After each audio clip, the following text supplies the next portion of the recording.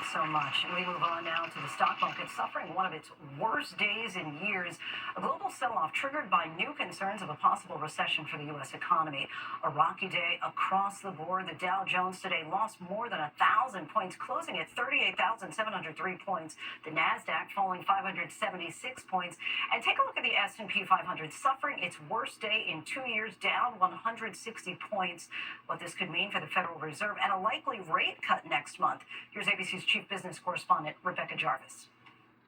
Tonight, a stock market sell-off.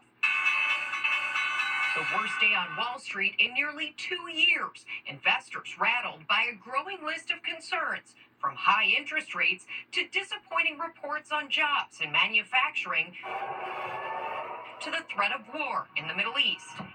All of these things created a perfect storm, and you had everybody just wanting to sell everything they had. So across the board, there was nowhere to run, nowhere to hide. The heavy selling started overnight. Japan's market down more than 12%, its worst day since Black Monday in 1987. U.S. stocks plunging out of the gate.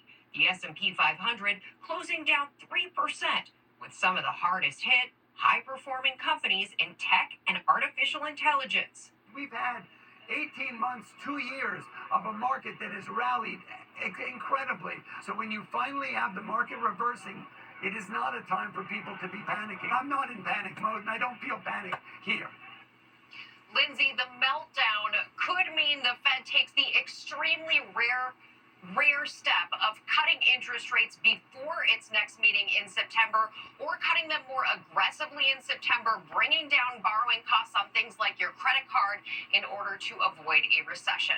Lindsay? And switching gears, Rebecca, we know there's another major financial story breaking tonight. What does this mean for Google now that a judge has ruled it a monopoly? This is a major blow for Google, Lindsay. It's a landmark case that also could impact other big tech companies facing similar suits. That judge has now ruled that Google did maintain a monopoly over its search business. The judge will now decide whether to break up parts of Google or how the company operates as part of its business. In a statement, Google telling ABC News tonight it will appeal the decision. Lindsay? Rebecca Jarvis for us. Thanks so much, Rebecca. Now,